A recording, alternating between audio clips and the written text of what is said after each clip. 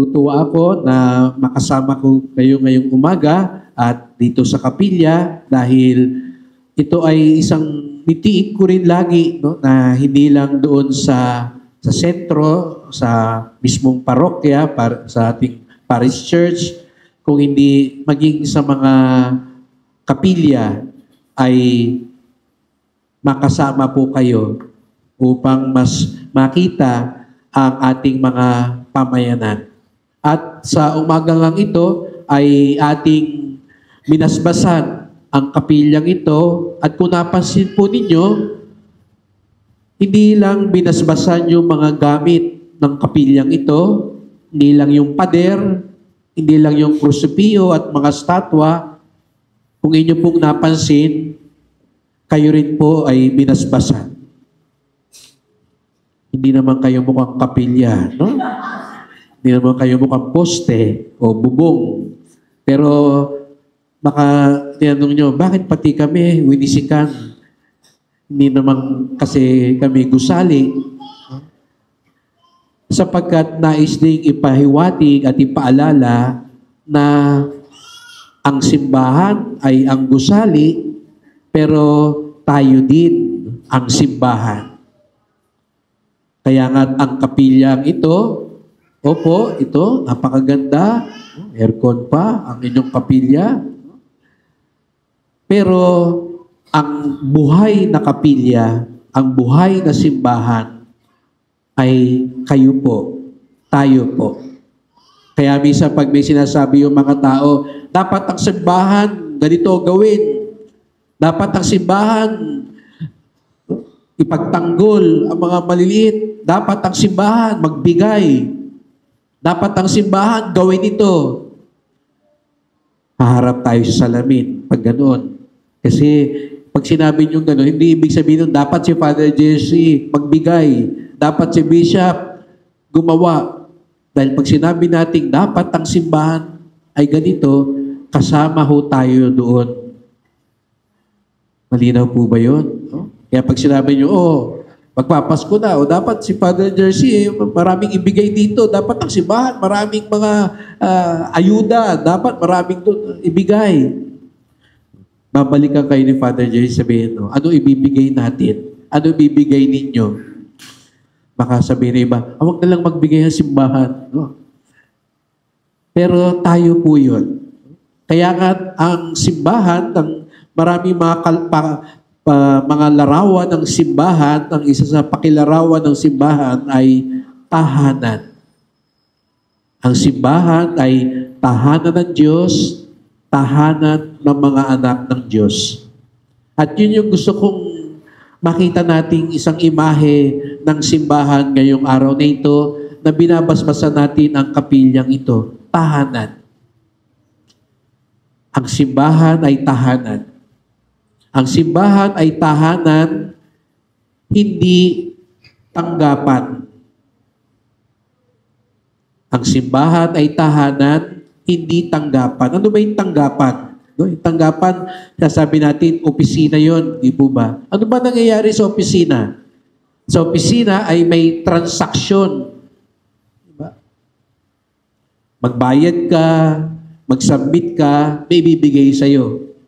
Transaksyon. Kaya parang kontrata. No? Hindi naman kontratista. No? Iba yung kontratista ngayon. No? Meron bang kontratista dito? No? Yeah. No?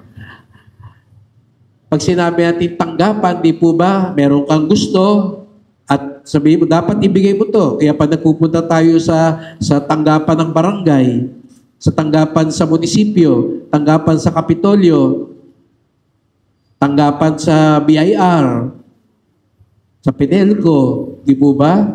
Nagbabayad tayo, kaya iba pag nagbayad, tapos malimbawa, no? Brownout ng brownout, magreklamo ka, nagbabayad ako lagi, tapos wala namang kuryente. Dahil sa tanggapan, parang nakikipagtransaksyon ka lang. Inaasahan mo, karapatan mo. Tama naman po yun, di po ba? Kahit parang tindahan, nagbayad ka, mali ibinigay sa'yo, sira, isosoli mo, magagalit ka. Dahil sabihin mo, biniyaran ko to. Pero mga kapatid, ang simbahan ay tahanan, hindi tanggapan. Kaya nga, inaalis na namin yung ganung salita. Minsan, di ba, pag pumunta kayo sa opisina, sabihin nyo, magkano kasal? Magkano ang misa? Hindi po, tama yun kasi hindi ho binibili. Hindi yun Jollibee. Na parang, gusto ko ito, ha? Combo 1. Yun. Hindi ho. Kung meron man pong hinihiling sa atin, ito ay donasyon para sa paggamit ng pasilidad, yung kuryente, yung pagpapalinis, yung bulaklak. Pero yung sakramento po, hindi ho yung binabayaran. Kaya hindi natin pwede sabihin, malaking bigay ko, kaya dapat. Kaya sabi ko sa inyo, sa tanggapan, pwede ho yung ganong mentalidad. Nagbayad ako, nagbigay ako, nagpasa ako, kaya dapat ganito. Hindi ho. Sa simbahan, hindi ho. Hindi natin pwede isumbat sa Diyos.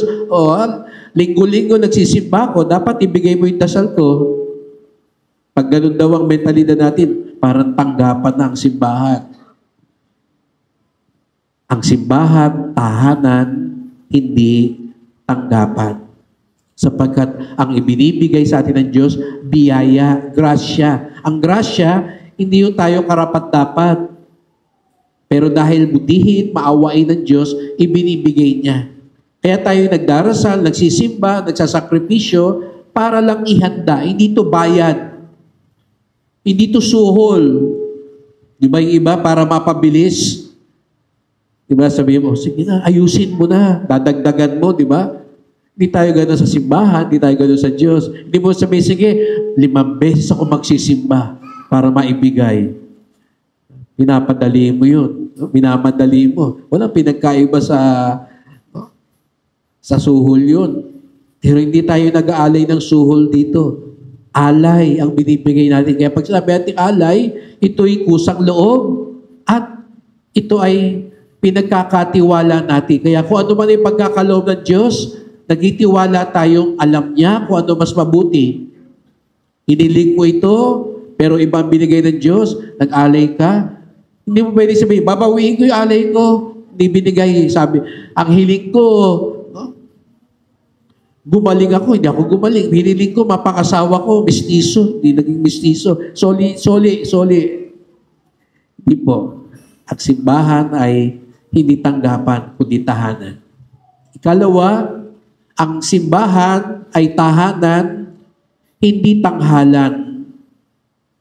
Ano ba yung tanghalan? No? Pag sinabi ng tanghalan, ano ginagawa ng mga tao sa tanghalan? No? May nagpe-perform, may nanonood.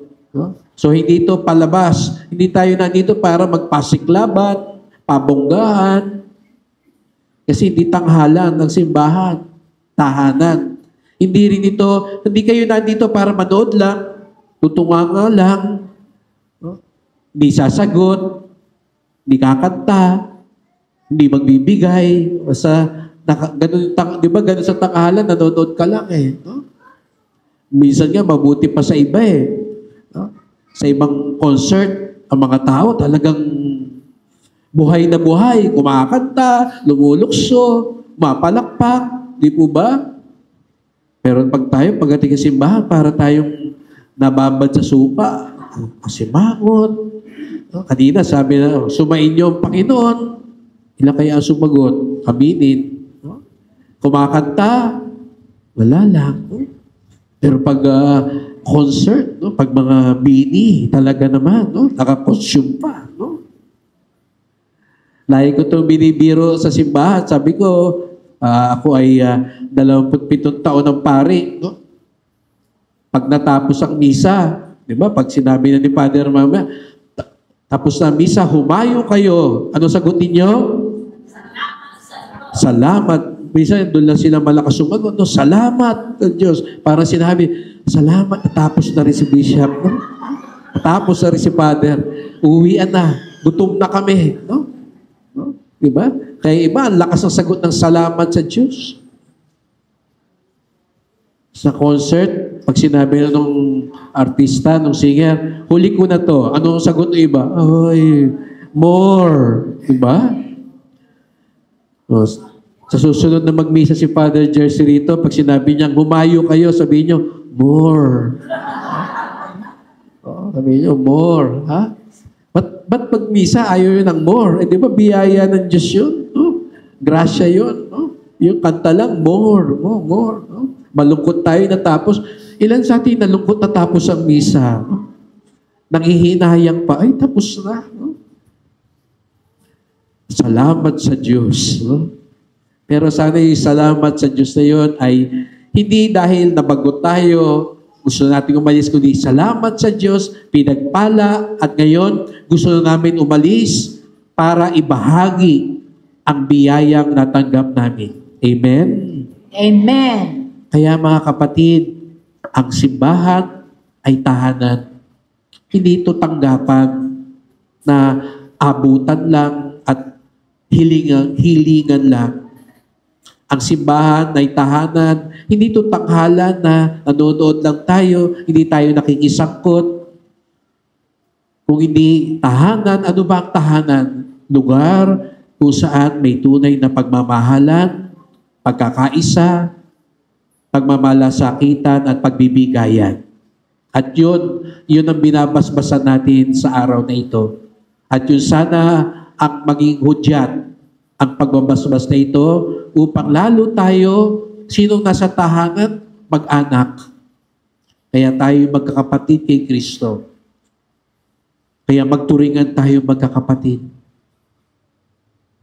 Tayo isang nasa tahanan, di ba tayo mga Pilipino, nagpapatuloy ng mainit at marumdum sa mga tahanan. Kaya pinapatuloy natin. Sana natutuwa ako hanggang kalsada ang mga tao. Sana ganito tayo lagi. At yung mga ibang hindi nagsisimba, hindi nagpupunta, sama natin, ayain natin. Kasi yun ang tunay na tahanan. Tumatanggap. Lalong-lalo na ng iba pa. Dahil ito ay tahanan ng Diyos. Kaya congratulations po. Congratulations, Father Jersey, at sa pamayanan dito, sa italaga natin at tilingin natin sa ating patrona, ang Immaculada Concepcion, na katulad niya, si Maria ay naging tahanan ni Jesus. Pinatuloy niya si Jesus at dahil doon nag-uumapaw, puspos, puno ng grasya si Maria. At tayo ding lahat, nawa, tuwing naririto tayo, lalo na sa banal na misa, lalong mapaigting na tayo magkakasama sa isang tahanan. Amen.